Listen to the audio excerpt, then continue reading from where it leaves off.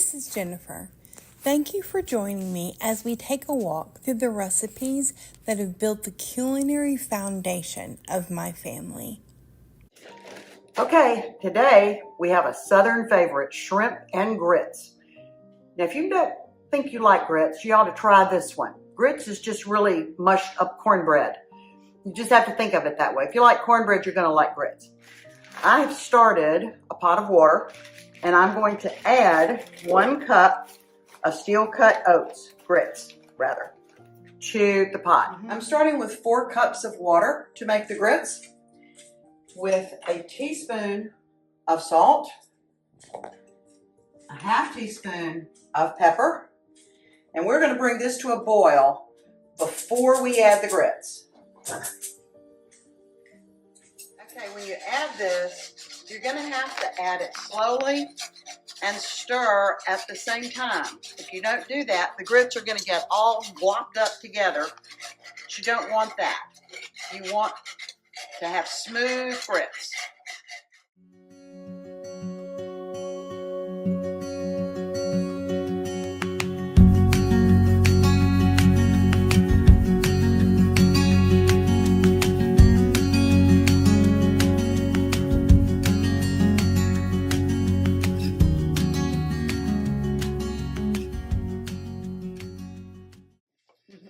I'm adding a little bit of butter, about 3 or 4 tablespoons of butter. Makes it nice and rich.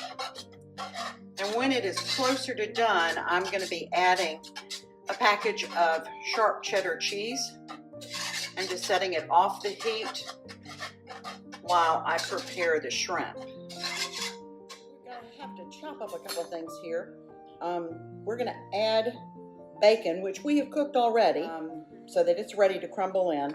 We're going to slice a couple of scallions that will go into the shrimp when it's cooked. This has to be ready. You know, shrimp is persnickety. You cook it, and when it's ready, it is ready. You don't want to let it cook too long because it starts to get like leather. So we want to have everything ready to put in the pot as soon as the shrimp is done.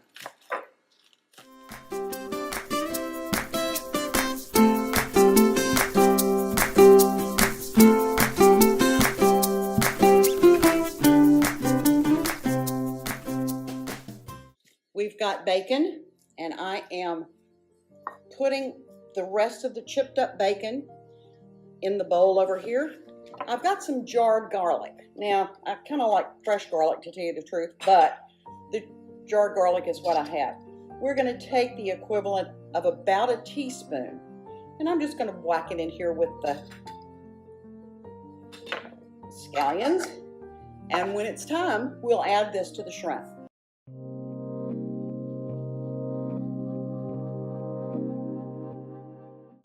I have preheated the skillet with the bacon grease that was left over, and I'm going to add the shrimp to the pot.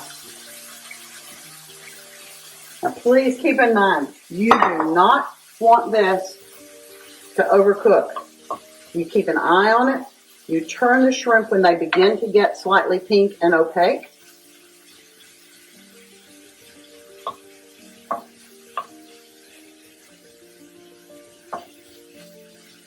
This takes maybe 3 to 5 minutes, 3 minutes aside. And I'm not the best turner over with a spoon. I think I'm going to try a fork here. Okay, the shrimp are just about ready for us to add the scallions, the bacon, the garlic, and the lemon juice. A couple of more that need to get a little bit more color on them. They're going to cook for a few more minutes with the scallions and the bacon. Okay, scallions and garlic in. Pardon? There we go.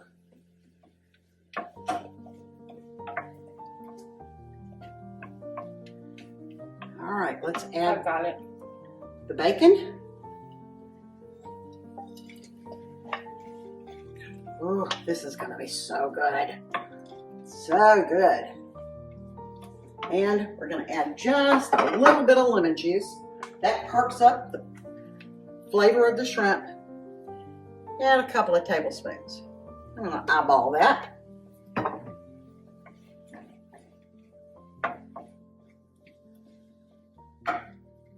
I can smell the garlic and the bacon.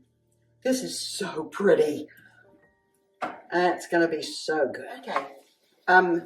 This recipe was unknown to some of my friends who were born and raised in Pennsylvania. Maybe this is too much of a southern dish, but they have come to absolutely love it. And one of the sisters is our shrimp cooker every time we fix shrimp and grits on one of our trips. We'll put all this together and be back for our photograph of the finished product. Thanks for watching today. I'm going to ask you to do all the YouTubey things. Subscribe if you aren't. Pope's Plates, or welcome back if you're a current viewer. We're going to do something today that's a little different. A friend, I think I've mentioned before, in my neighborhood, gets home delivered meals, and her husband doesn't eat either onions or mushrooms. So she sort of has become my mushroom and onion grocery store. And she called yesterday and she said, I've got 2 beautiful portobello mushrooms. Would you like to come get those? So I got them, and we're going to make crab stuffed portobello mushrooms today. Now, portobello mushrooms are really good for vegetarians because they have a meaty texture.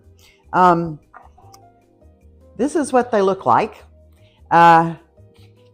They've got gills on the inside, and we're going to scrape those out in a little bit. The first thing I'm going to do, however, is to cut the shallot. We're only going to use a half of it.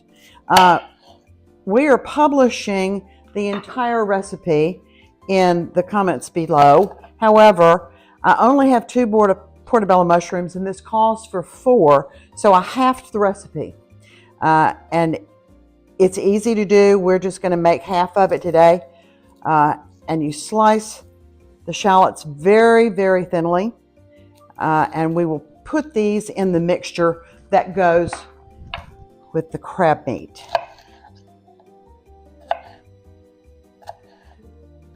Shallots have a more mild flavor than onions do. Frequently when you cut the onions, you end up crying. With shallots, that doesn't really happen. So I'm slicing these as thin as I can, and then I'm going to chop them.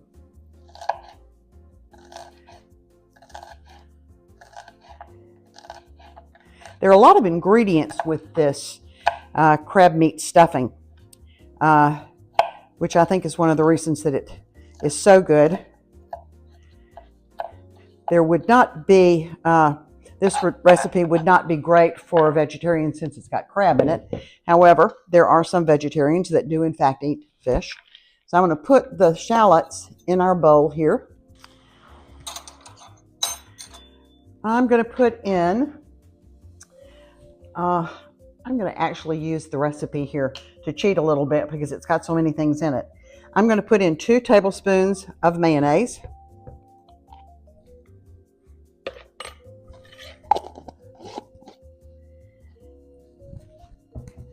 And I'm going to add to that a heaping teaspoon of Dijon mustard.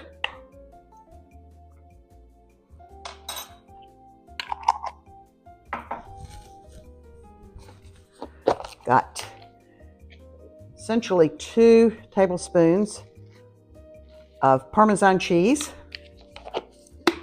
And I'm going to get my grater. We're going to grate a little bit of mozzarella in here. And I have got a chunk of mozzarella, hard. So I'm going to get the grater and grate this up.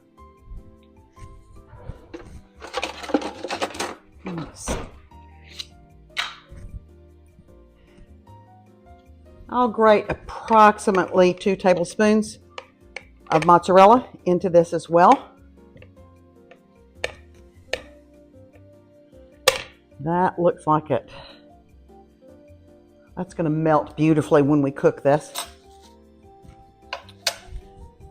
We also have got 1/4 cup of cream cheese. This has not been softened as much as it should have. We didn't get it out quite quickly enough. So I'm going to have to work this a little bit extra. Although it's coming along pretty well. I think you can see here it's getting pretty well smoothed up. So I'm going to add the equivalent of a half a clove of garlic. Now I'm just kind of eyeballing this. Maybe it's a half a teaspoon of garlic. We're also going to add Old Bay seasoning. This calls for a half teaspoon of Old Bay. I'm going to get that out with my finger, nice clean fingers. Also, we're going to put in some Worcestershire sauce. This calls for 1/4 of a teaspoon. That's about that much, not very much.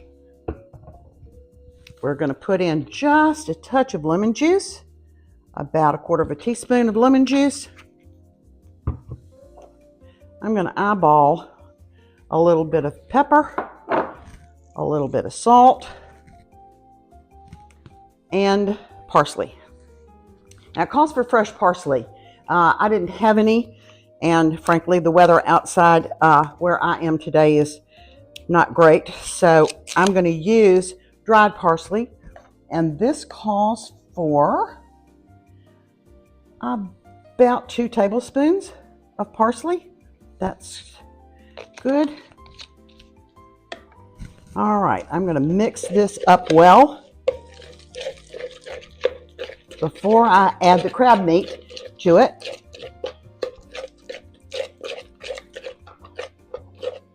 It sure does smell good.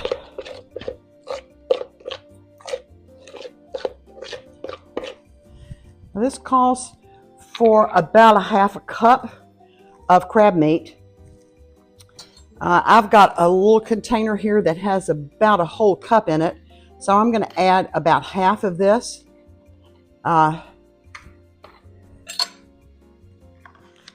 And we'll save this other crab meat for another recipe. So again, let's get it all mixed up well. We don't want to break up the crab meat too much. So I'm going to set this aside and let's work on the mushrooms. I told you they had gills and a stem. You'll be able to see this when you open up the mushroom. You want to pull the stem out, which we're going to do with both mushrooms. And we want to get the gills out. And that is the little brown parts in here. So you just take a spoon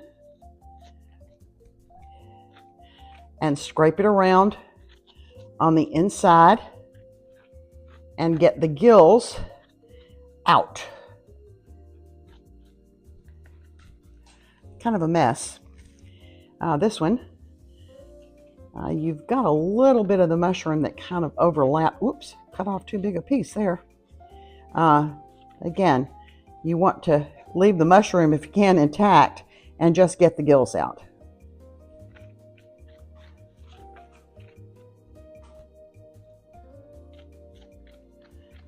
It does make a mess, doesn't it? All right. Now I'm going to try to get this cleaned up for a moment before I come back to you, and we'll get the stuffing in the mushrooms and get them in the oven.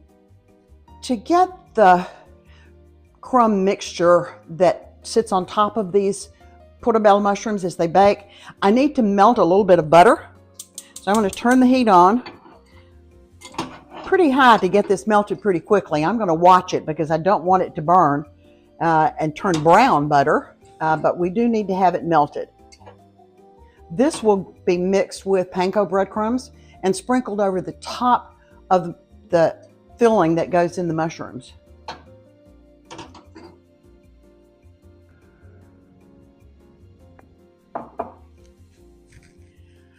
I'm going to brush the inside of the portobello mushrooms with a little bit of olive oil.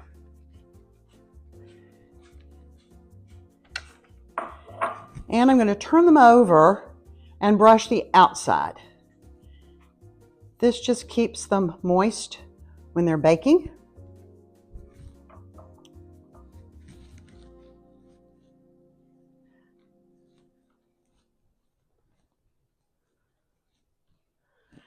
And they're on a no-stick sheet on the baking pan.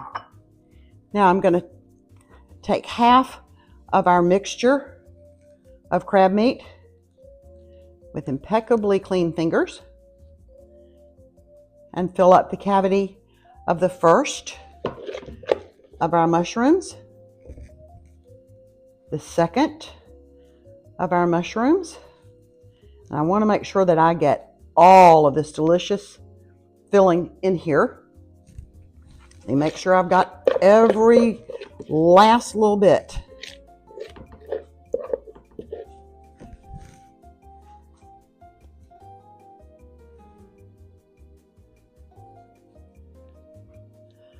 Okay, that does look good.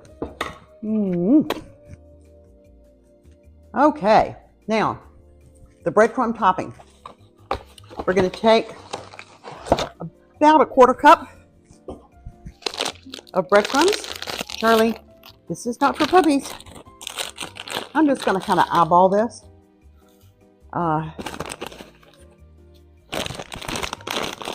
And I'm going to mix the butter, 2 tablespoons of butter with the breadcrumbs.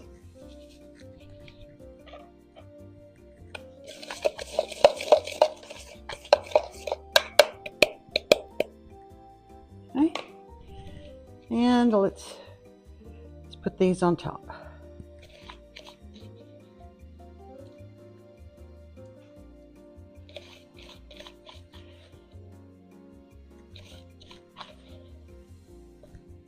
Now, I should have mentioned, we preheated our oven, 375 degrees. We're going to cook these for about 20 minutes, and you'll see the topping on the top gets really crunchy and brown.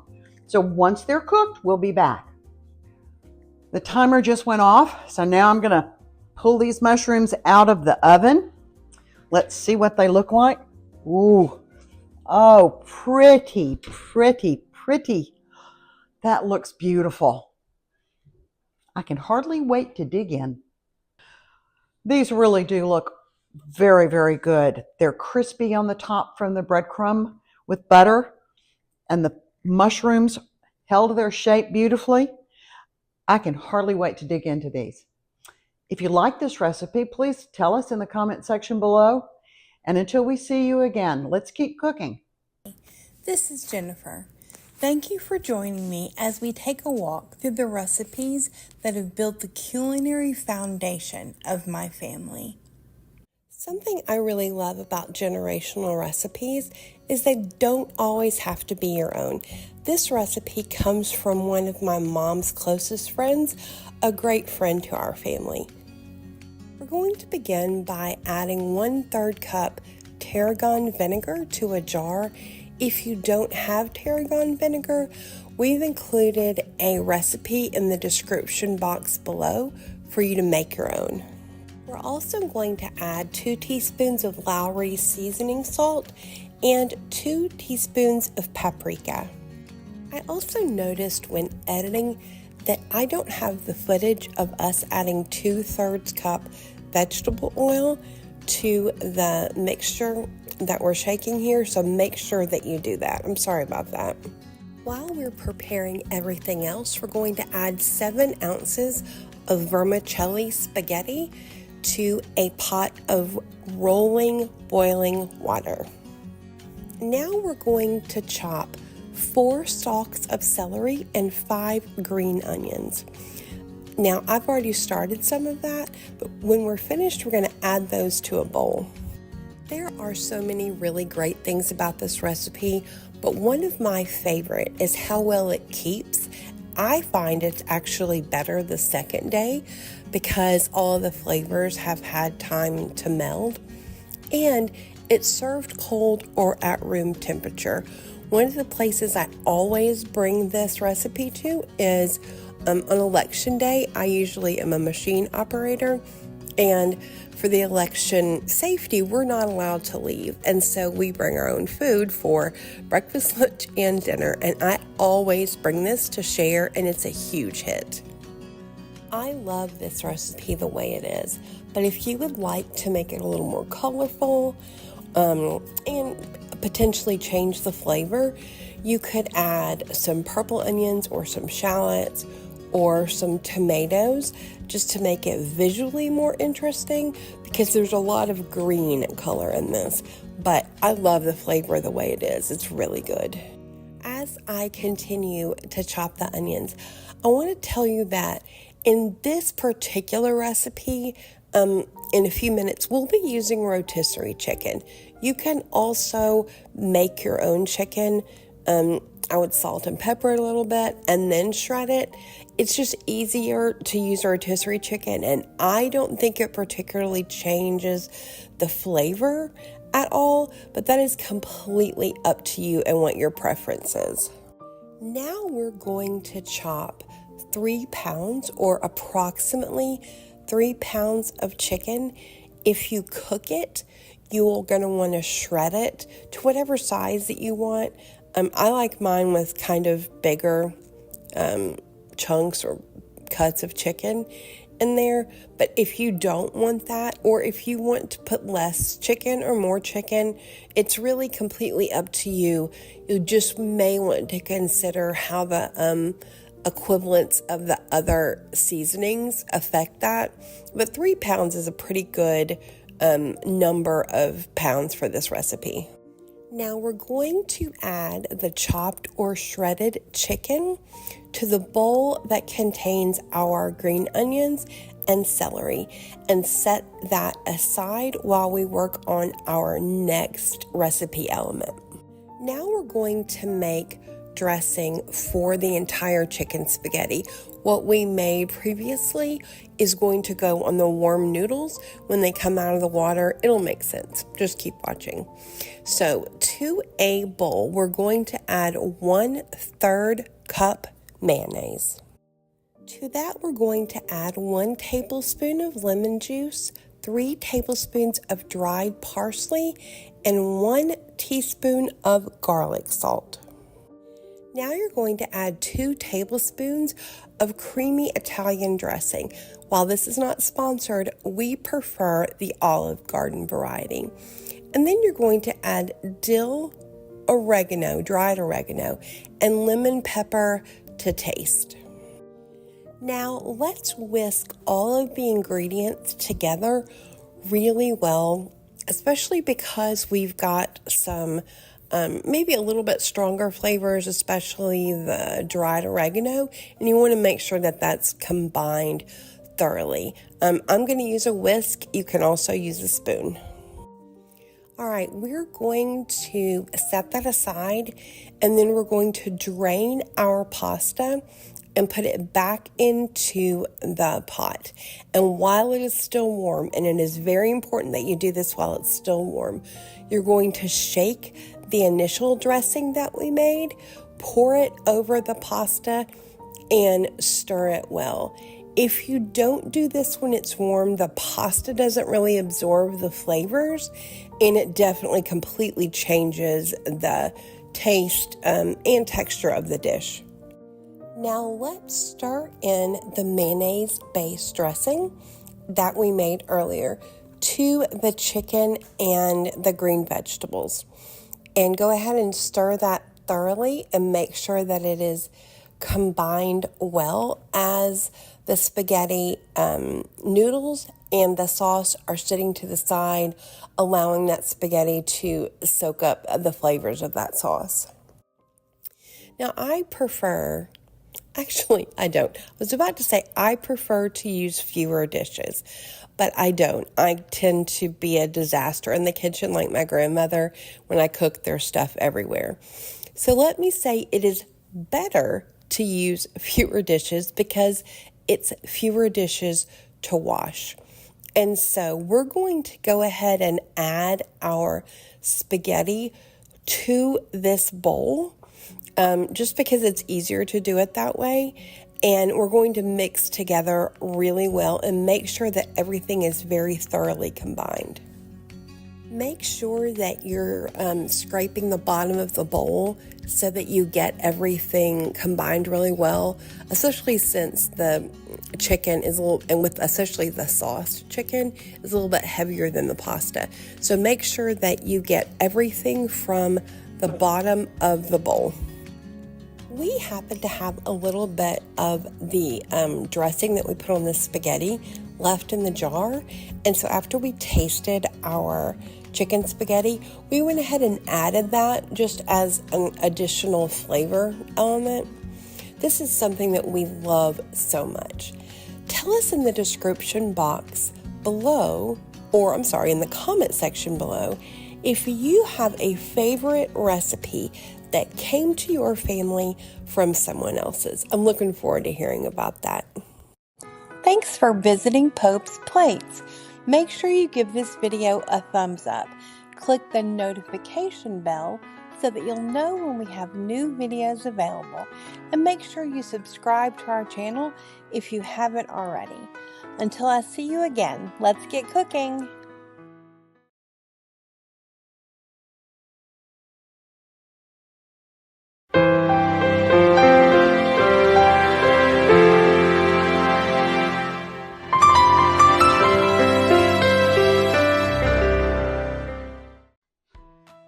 Welcome to Pope's Plates and Happy New Year!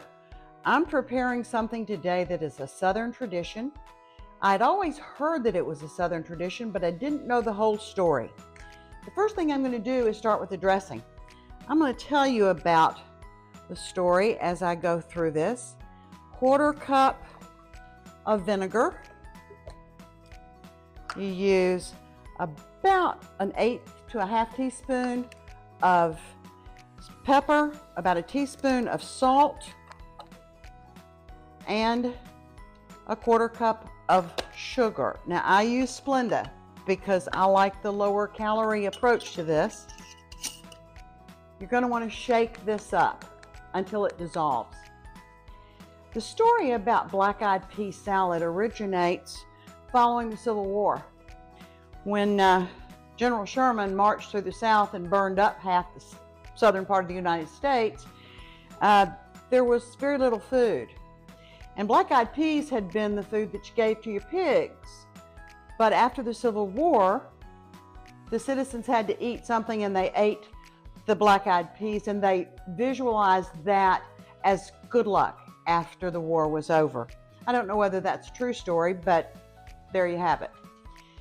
The last thing we're going to do with the dressing is to add a 1/4 cup of oil. And again, you want to make sure that the dressing is mixed up before you add the oil, because nothing dissolves very well in oil.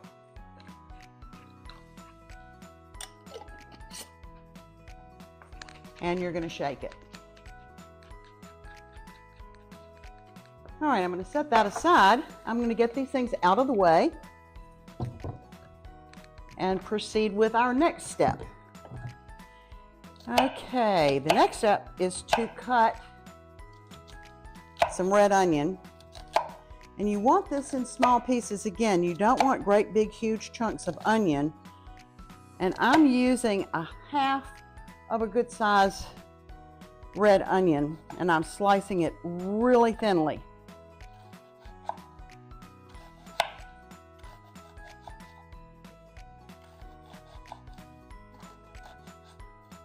I think that's enough. And I'm going to add the onion to my bowl to get it out of the way here.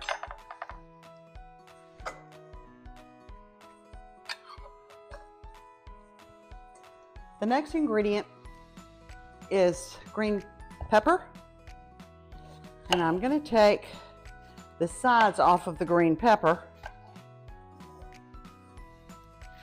and leave the core alone and put it over here with my trash. I like to get the ribbing off of this as well. A little bit, don't like the white part to show up.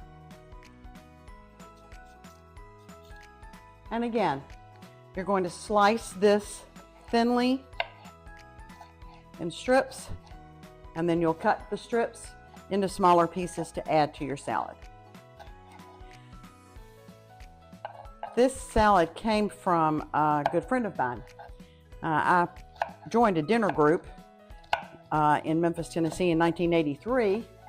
That dinner group is actually still going out to dinner on a regular basis, and I drive down to Memphis periodically to join them.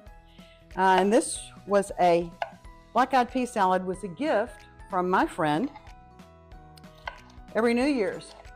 And that's how I came to know that there is a tradition in the South of giving black-eyed pea salad as a New Year's gift to your friends, monitoring prosperity for the next coming year.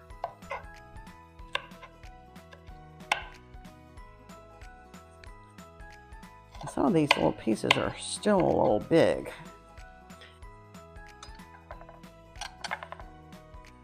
All right, I'm going to add the green pepper to the bowl.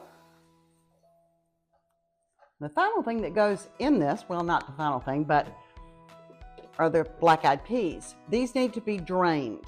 So I've got a bowl and a drain here.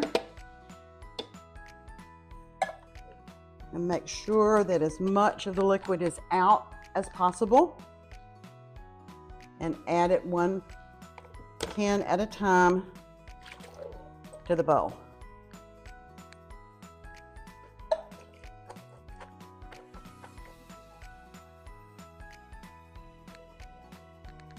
You know, I just had a thought. One thing I forgot to add to our dressing is a touch of hot sauce. I've got some hot sauce here. Let me just make sure I get that taken care of. Not much, because you don't want it to be really hot. But then again, shake it up. Well, adding that hot sauce sort of gives it a pretty color. That's nice. I'm going to stir this up.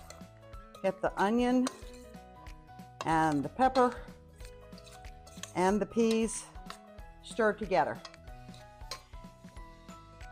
I'm going to add the dressing.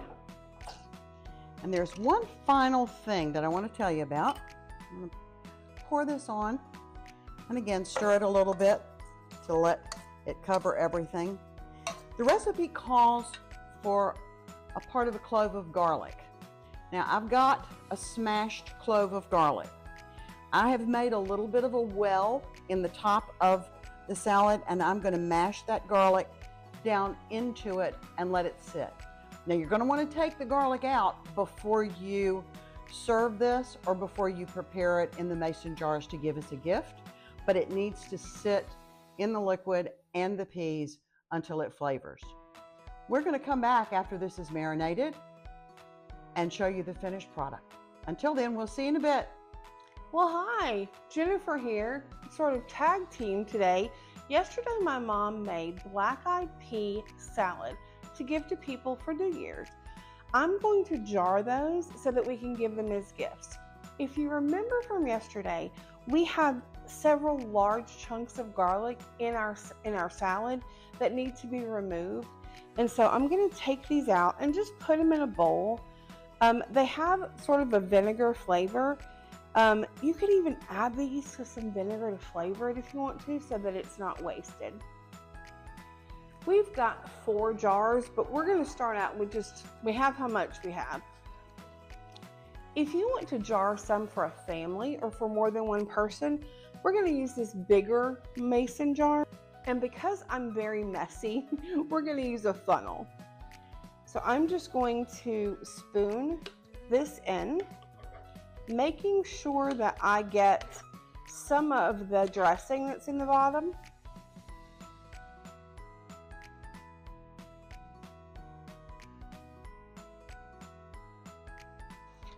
And as you can see, there is quite a lot of liquid in the bottom. Make sure that you get some of that in every spoonful. Now we've tied a lovely little ribbon around this one. And I'm going to put the top on, make sure it's tight. And then we're going to do the other one for just a family friend, that just for her. So we're going to fill this up again. It smells so good. Now, it appears as if we're going to have just enough for one more.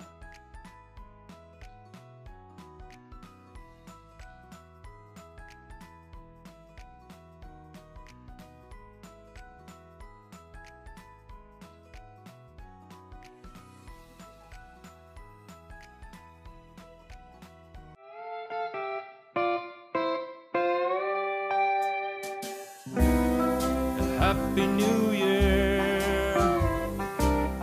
Fill your heart with joy and cheer. As you could see, we had quite a bit of extra rope or string. I don't know. I think it's jute. So I'm just going to cut the ends off. And we have these just beautiful gifts. It's just a sweet thing you can do for your friends and neighbors to wish them a Happy New Year. And, you know, it's easy, it's quick, and it's thoughtful. We hope you have a fantastic New Year and that 2025 is your best year yet. If you like any of these recipes, or if you make them, or if you have other New Year's traditions, please let us know in the description box below. Please like and subscribe if you haven't already. And until we see you again, let's keep cooking. Thanks. Welcome or welcome back to Pope's Plates. We're delighted to have you with us today. We're making an interesting take on spaghetti sauce. My mom, many years ago, was a guidance counselor at a school in Memphis, Tennessee. And one of her colleagues at that school was a gentleman who taught algebra. Not my favorite subject, but his name was Cletus. And Cletus had an interesting recipe for spaghetti sauce. I have fixed it in the past. It's an interesting take because it uses soup, tomato soup, and cream of mushroom soup as its base. The first thing I'm going to do is to slice some mushrooms that will go in the sauce. And we'll also add to that onion and green pepper. And we saute that a good bit until it's pretty much done. Now, interestingly, this soup simmers for 2 hours, which is a pretty long time, frankly, for soup to simmer with anything. But it does take that long, and the flavors really meld well together. Okie doke, mushrooms are done. I'm actually using the tail end of an onion that I already had to be the onion for this rather than cutting up a whole other piece. I will tell you this, I make an awful lot of noise when I'm cutting onion. I think there are probably more professional ways to do it, but I don't know how to do that. So you'll just have to pardon the sound while I'm making noises. This needs to be pretty well chopped thin, not tiny because it's going to saute for a bit, but we don't want giant chunks of onion in our sauce either. Whoop.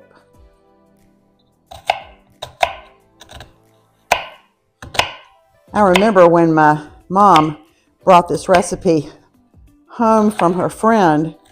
That really doesn't sound at all like the recipe that my mom used for spaghetti sauce or my grandmother used for spaghetti sauce, and I wasn't sure that I would like it, but actually it's really pretty good. And I encourage you to give this one a shot. So the onions are done, and last thing we do here is get the green pepper cut up, add this to my garbage bowl and get it out of the way, and take off some of the membrane that's in this green pepper. It's a little, I don't like to have that, nor the seeds. Now there's a seed that doesn't want to give up.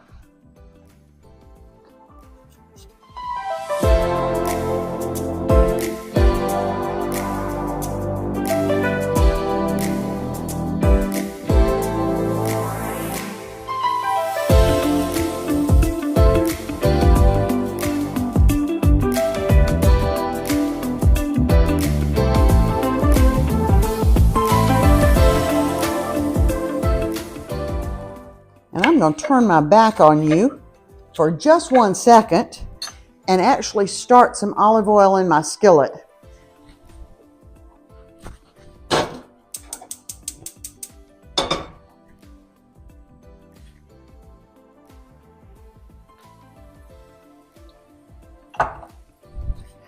Okay, I want that oil to be at least pretty hot when I add the green pepper and the onion. I don't want to start it in cold oil. That doesn't make any sense.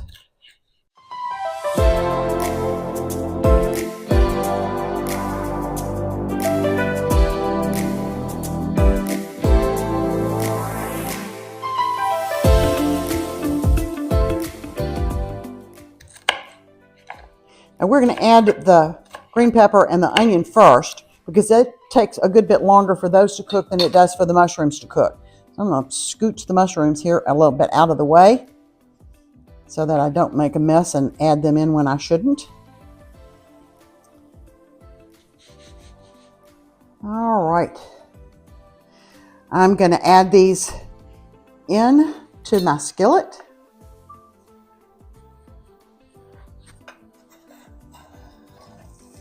Yeah, it's sizzling. That's a good sign. Good sign.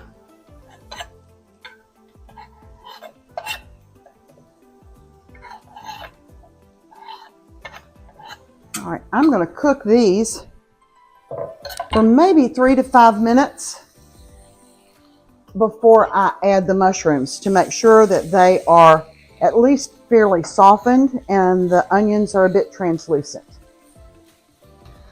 While the onions are cooking, I'm going to go ahead and mix the soup base that makes this sauce. We've got 1 can of cream of mushroom soup, and we've got 1 can of cream of tomato soup.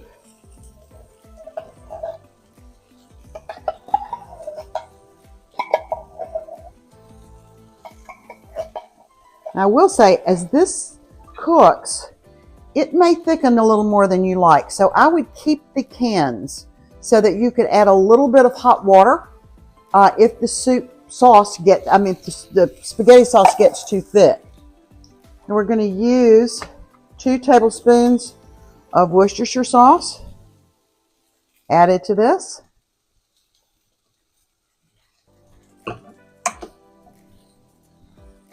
Going to add a teaspoon of black pepper, and we're going to do 1 teaspoon of chili powder. And it calls for a dash of Tabasco. I don't have Tabasco, but I've got sriracha, sort of the same thing. So I'm just going to do 1 small squirt of that, and we're going to stir this up so that it is completely blended.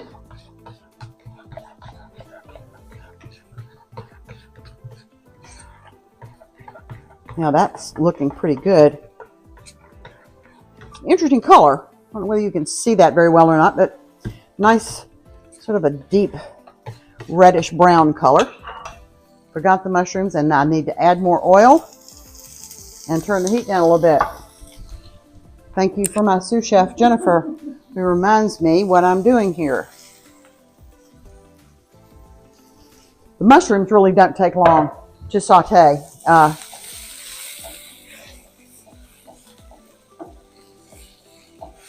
And the onions are just a hair brown, but that's okay. They definitely are translucent. Okay, I think these are hot through. They don't have to be cooked completely because remember, this is going to cook for 2 hours. I'm going to transfer this to a bowl to get it out of the way here. And I'm actually going to switch to a much bigger skillet. By the time we heat the ground beef and brown it and add everything back in with the sauce, it's going to be bigger than that skillet is going to hold. This is a larger skillet. This one has a lid that will allow the steam to stay in here as this is cooking rather. Got a package of ground beef. This is just slightly over a pound. It calls for a pound of ground beef, but they didn't have a 1 pound package, so This is slightly over. And I'm going to use my interesting tool to break the meat up. This is the best tool ever. This was given to me as a Christmas gift, and it is the best thing I think I've ever used, except for the little garlic skin taker offer thing that we use. Okay, let's get this going now. Hush up. Okay, I'm going to let this start browning, and we'll continue to break it up as it's cooked.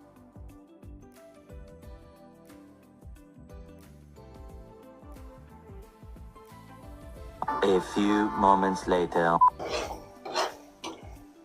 I'm actually going to drain part of the grease from this meat. I had intended to get a leaner variety of beef, and I just messed up and didn't do that when I was at the grocery store. And I do not like for this much grease to be left in the skillet when I'm going to be adding the rest of the sauce. That's just not healthy for you, and frankly, I don't think that does much for the flavor of the sauce. So I've withdrawn most of that fat. I'm going to let it brown just a little bit more. And I've got the heat on this pretty high, so I'm watching it so that it doesn't burn. But having broken the beef up into very small bits, it really has browned pretty quickly here. I will add back in the vegetables, the mushrooms, the onions, and the green pepper that we cooked earlier. Make sure that that's all stirred in well. I'm going to turn the heat down to medium high, and I'm going to add our sauce mixture.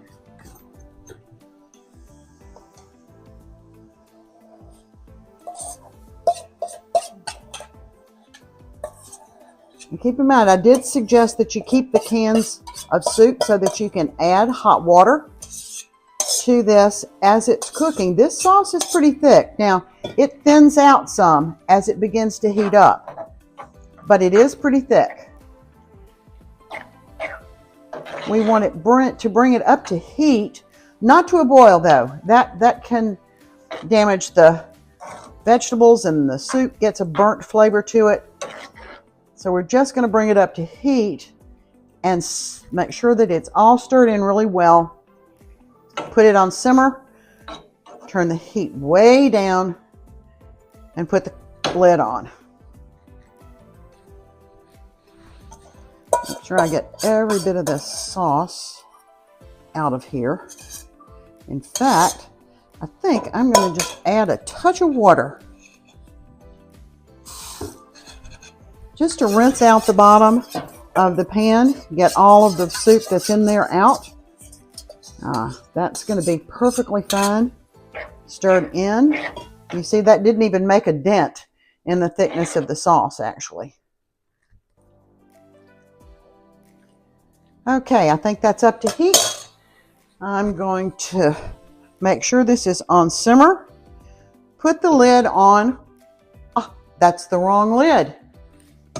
There, that's the picture. We'll set our timer. Check this probably in an hour, and then check it again before we're ready to serve it 2 hours from now. So until then, sit tight. We'll be back. Our spaghetti sauce is just about ready. So I'm going to add a good bit of salt to some water here to cook our spaghetti. Uh-oh, made a mess. Turn the water on. It'll take it a few minutes for that to boil. I'm going to get the spaghetti out of the pantry and be ready to add it as soon as the water has boiled. Our water is boiling, so we're going to add the pasta. This is thin spaghetti. And because I'm not very good at the winding up sort of part of spaghetti, I break mine in half when I put it in the water. I think that's not very Italian, but you can't have it every way. And I'm going to stir this a little bit so that the noodles don't stick together. We'll let this cook until it's al dente, and then we'll cover it with sauce and some Parmesan cheese. I think our pasta is done. I'm going to get it off the stove, drain it. Let's see if I can drain it without getting steam all over my glasses here.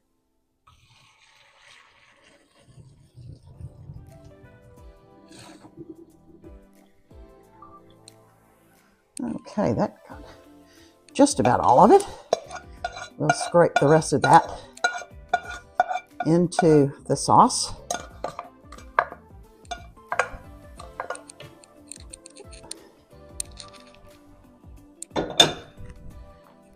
And the rest of the pasta goes in. I'm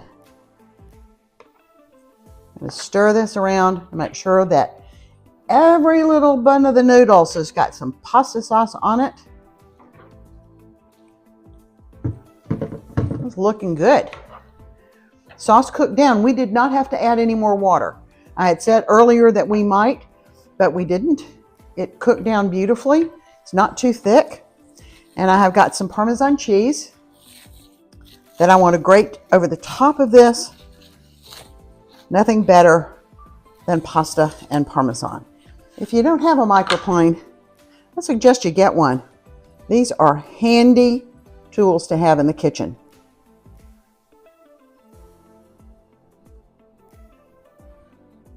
This is a little stringy, but looking pretty.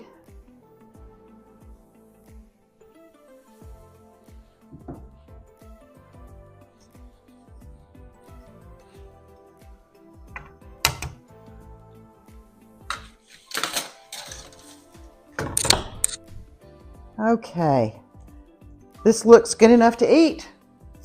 If you try this recipe and you like it, please let us know in the comments below.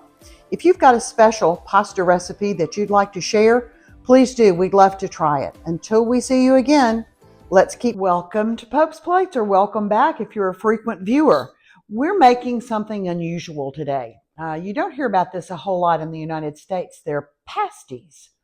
That's a very British thing, comes from Cornwall. The original recipes date back to the 1200s. They're essentially meat and vegetable pies that are handheld. Generally, in the first beginning, they would use venison. We don't have any venison, so we're going to actually be using ground beef.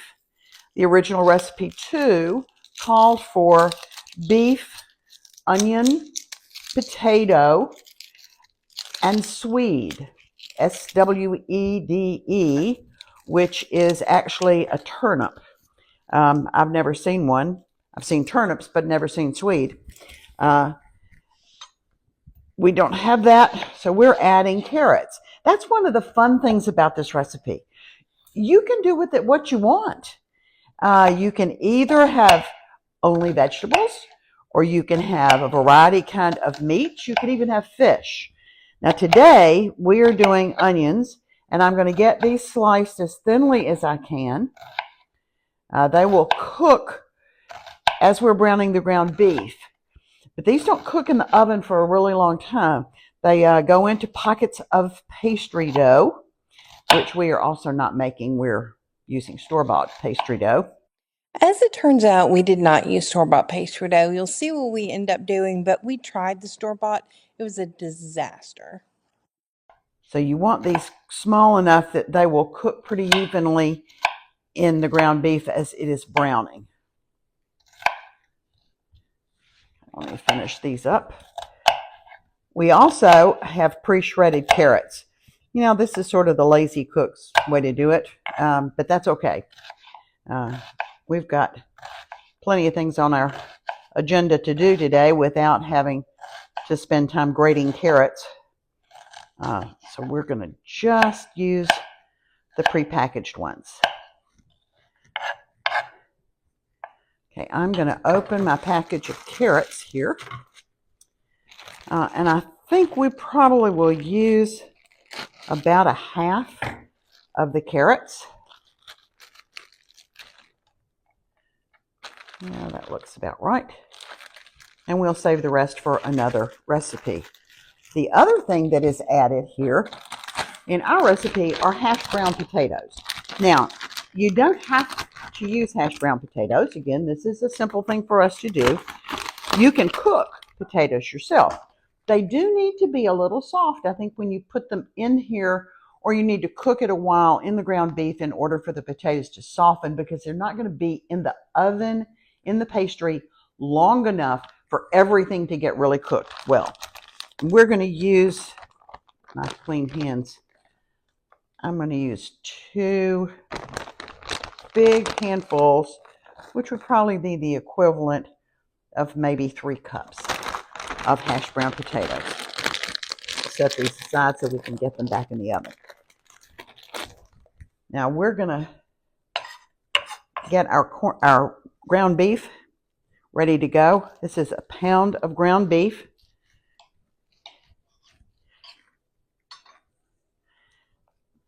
Okay, I'm going to get this ready. And if you'll join me at the stove, we'll get all this started. I'm going to get the ice. Oh, okay. Oh, yeah, I know. No, Charlie. I'm going to get the heat going on our skillet here. Charlie is very interested in having part of this ground beef, but that's not allowed. We're going to begin to break up the ground beef in our pan here. And as it begins to brown, we'll add the other ingredients so that it all sort of cooks together. But you want to make sure that this beef is pretty well browned before we start adding the other stuff in.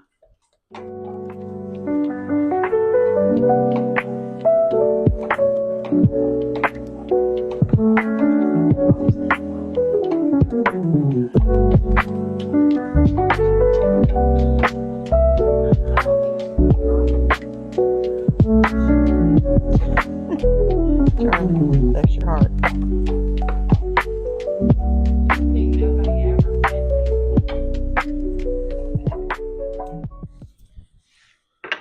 I'm also going to add just a little salt and pepper to this.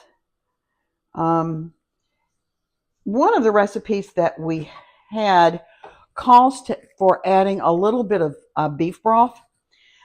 I'm not sure how well that would work. I think that might be a little bit too liquidy to put in a pastry, but we'll see what this looks like as we're going forward. We also can add a little bit of Worcestershire sauce if you want to kind of spike up the flavor a little bit. As I said, you can do a lot of stuff with this recipe. It depends on what you like. Any number of vegetables added to it: mushrooms, peas, carrots, turnips if you like turnips.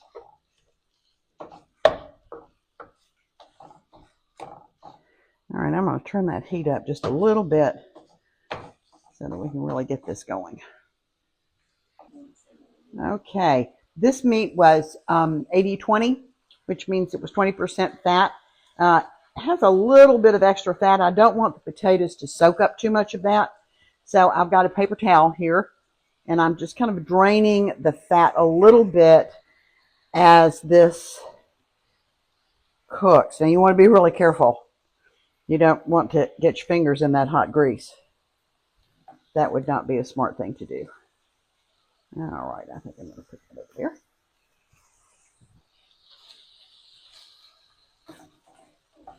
That's better. All right, I'm going to go ahead and add our potatoes and carrots and onions to this. The meat is not completely browned yet, and that's okay. It's going to continue to cook as we put all of this in here, and the flavors are going to blend on this just beautifully, and then we'll be able to put them in the pastry. Ooh, that's going to be a lot.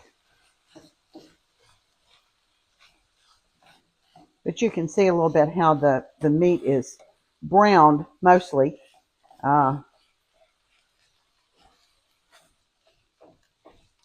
This is making a lot of filling.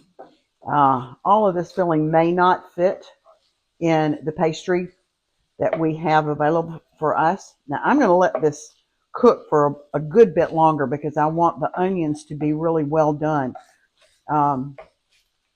But if it doesn't fit in the pastry, there's no reason why you can't put cheese on top of this and have it as a casserole. It's got vegetable, starch, meat, salt and pepper. You could add, one of the things we were going to add to this too, it's not all for in the original recipe, but we like garlic. So I have some garlic. And I think I'm just going to add a little bit. Now that's not going to work. And get a spoon.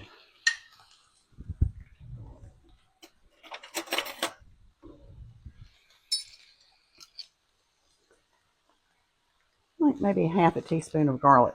Not too much. But that's going to give it a little bit of extra flavor.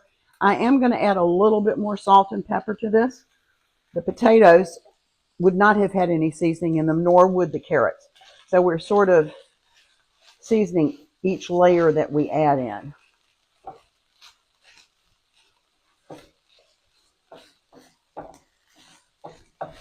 Now it's interesting too to look at this. I don't know how well it would hold together trying to make a ball. It might be that it would be smart to add a little bit of beef broth to it. I think I'm going to let it cook the rest of the way and then make a decision about whether or not we add anything extra to it. I don't want it to be watery.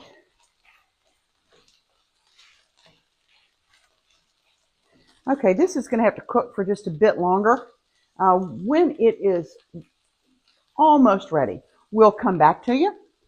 In the interim, I think I'm going to turn the heat down a little bit and perhaps we can get started on the pastry. Hi, so I'm sitting here editing this video and I wanted to tell you we were trying a pastry dough that I've used before and for some reason it was really dry and so it kept breaking and it wasn't coming together. I have a go-to biscuit recipe and we just thought we would give it a try and it worked out really well. The recipe will be in the description box below. I hope you enjoy. Because I'm actually doubling it for something else that we're making. We're going to begin with 4 cups, which it would normally be 2 cups of flour. Now, hear me out. I thought this was crazy. There are 8 teaspoons of baking powder. I thought it would taste bitter, and it doesn't. There are 4 in my regular biscuits. So I'm going to put 8 in here. Again, I thought it sounded crazy. I think I put a little bit too heaping. So I'm only put 7. Also, baking is not my forte because I tend to be like, oh, that'll be enough. It'll be fine. Sometimes it isn't. All right. So then I'm going to add 1 teaspoon of baking powder. This is what really makes it bitter. And if you get them mixed up, which I've done before, it does not taste great. Now, I use one of these. I don't know what it's called. I think it's called a pastry cutter. To cut in my butter. If you don't have one of those, you can use 2 knives and just cut it, but it will take a long time. You can also use an electric mixer. However, the butter needs to stay really cold, and it doesn't always stay really cold when you use the electric mixer. So I'm going to begin, and you want to cut it a little bit before you put it in, just because it makes it easier for you to cut. Oh, this is why I wear an apron, because I get powder everywhere. As you can tell, this is not necessarily a health food, especially since we're going to make sausage gravy. This is one of the go-tos when I am late for work, coming home and need to make dinner. I have a long day on Thursdays, and we have breakfast for dinner a lot on Thursdays. The biscuits, the prep time is maybe 7 or 8 minutes. The cook time is obviously longer. And it's just easy. Throw it in the oven and you're good to go. Okay. Be very careful of this. These are very sharp, the little tongs. I look like, oh, cute. What is that character? Wolverine. That's who I look like. But as you can see, the butter kind of sticks to this. Do not use your fingers to get it off. These are very sharp. So I'm going to just keep cutting this in until the butter is pea-sized. And so I'm going to do that, and I will get back to you when that is finished.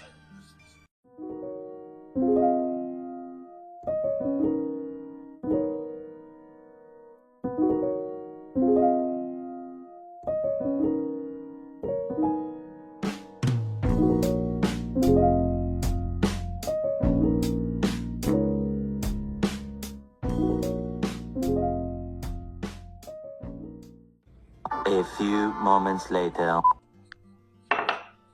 Okay, we're going to add, because we doubled this, about a teaspoon of salt. I like to add honey rather than sugar to mine. There's a pinch of sugar, and it just makes it taste a little, I don't know, it's a little sweeter. So I'm going to add a tiny bit of that in. I'm going to say that's about a tablespoon.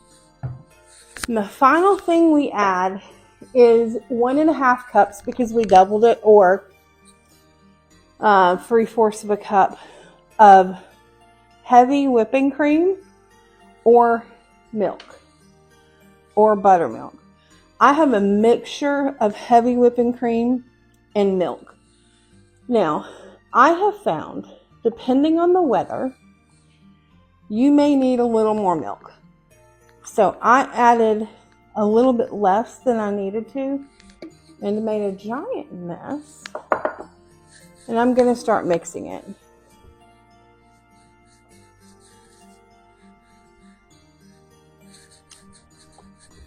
And this, I usually end up using my hands. So I'm going to move this. You may be able to see that it's not coming together yet. So I'm going to start adding, and you don't want to say, oh, I need a whole lot more. I'm going to start adding just a little bit at a time and mixing it in and seeing how that does. I think I'm about to have to break out my hands. Yep.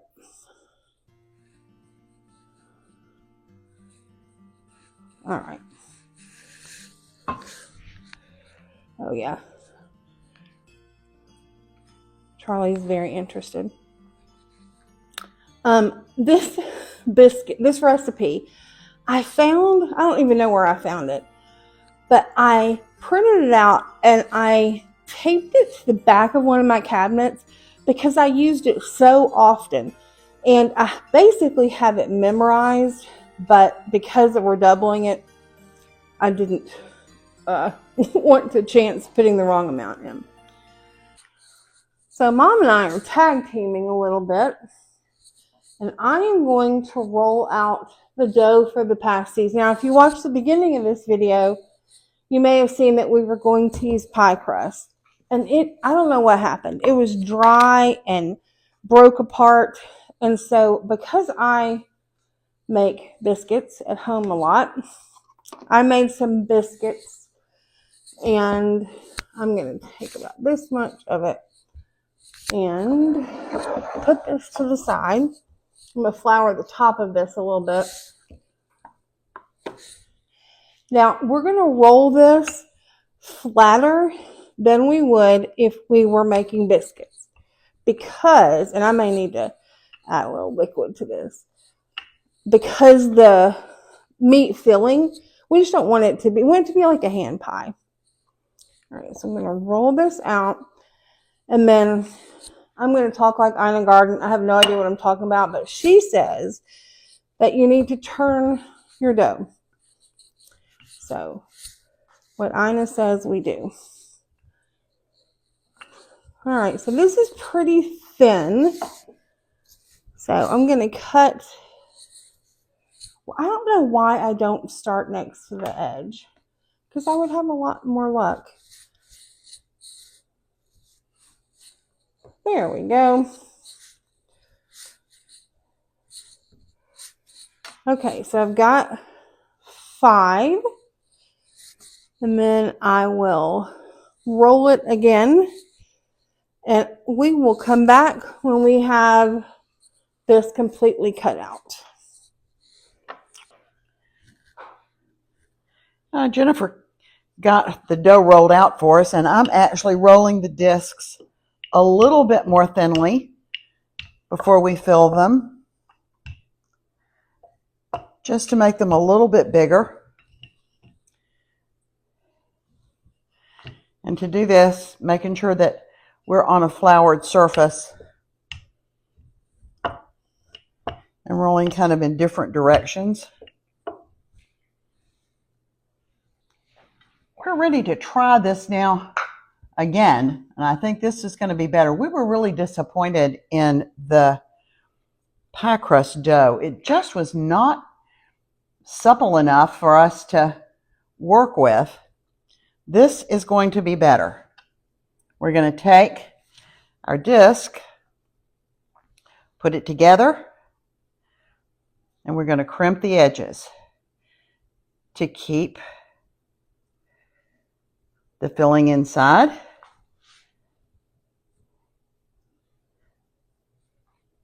Then we're going to punch a couple of holes in the top to let the steam out. You know what? I'm going to use a spatula to slide this thing up off and put it on our sheet here. I'll do another one.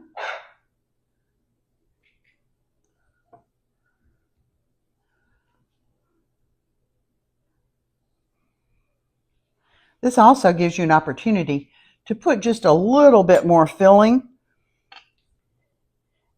in the pasty.